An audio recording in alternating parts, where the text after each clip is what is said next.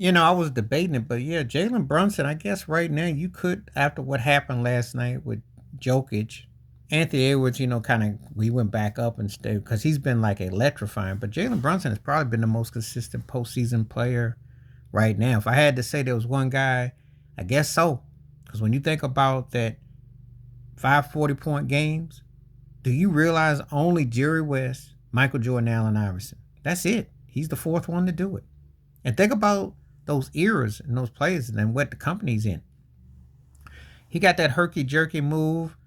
He shake and bakes you. He double counters on his left. He hits hard on you.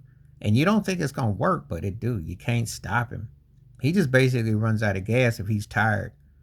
But he's definitely playing at a level where, you know, that's why I'm gonna say this again. If you're Donovan Mitchell, you go to New York. You don't even ask questions. You go, you run, you sign if you can, if you want to, you do. Because he goes there, they're going to a finals. There won't be no questions asked. They definitely will go. I really believe that. With the emergence of Jalen Brunson.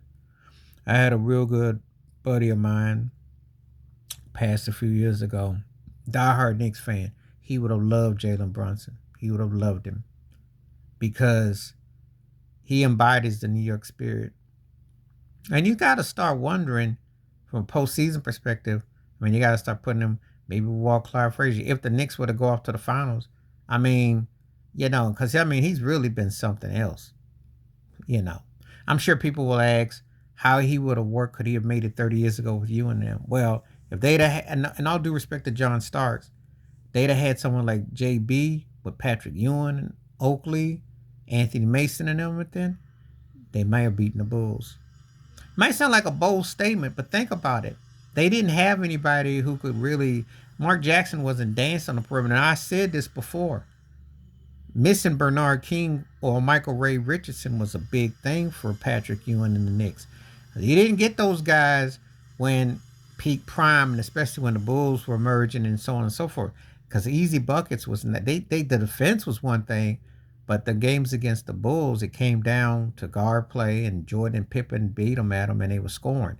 They did not have the offensive firepower because Patrick Ewing was not that dude quite like that. Would he have had somebody like a Brunson style set? We never know. That doesn't mean that he was in the argument with Jordan and Pippen. Before someone says anything, no, that's not what I'm saying. I would say Patrick Ewing never had a Michael Ray Richardson. He never had a Bernard King, and he didn't have a Jalen Brunson. That's a fact. Or Walt Clyde Frazier.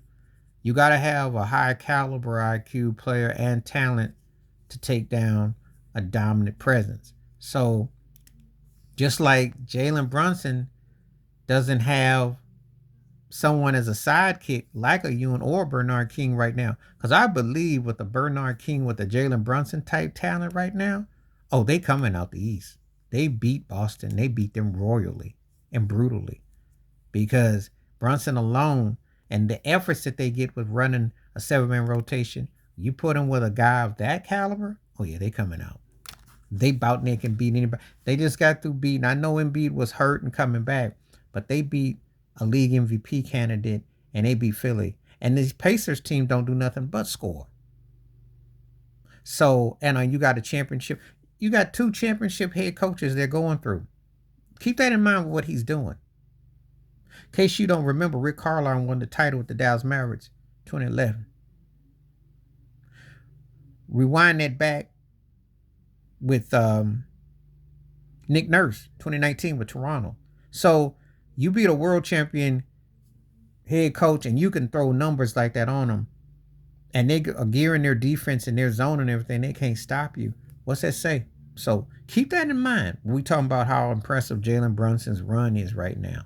There's all due respect to Ant, all due respect to Shea, all due respect to Jokic, and to Luca. But this guy, and I ain't gonna mention that with Boston because they played more team-oriented ball. I don't think anyone from Boston's really stood out in the postseason like that. And Tatum had a couple of games, Jalen Brown did. But you going by who's played the best, you got to say Mr. Brunson. And if he gets him a teammate, and I don't know what's going to happen with Julius Randle, don't know. You still need somebody who can knock shots down. I'm telling you, You get a Donovan Mitchell with them, they're gonna be a handful. Especially he's the second option. So keep that in mind. Please like, subscribe, welcome thoughts, comments, and I do respond. Thank you. Wash your hands, keep your mind clear, watch out for another, and share it if you like them out. Peace.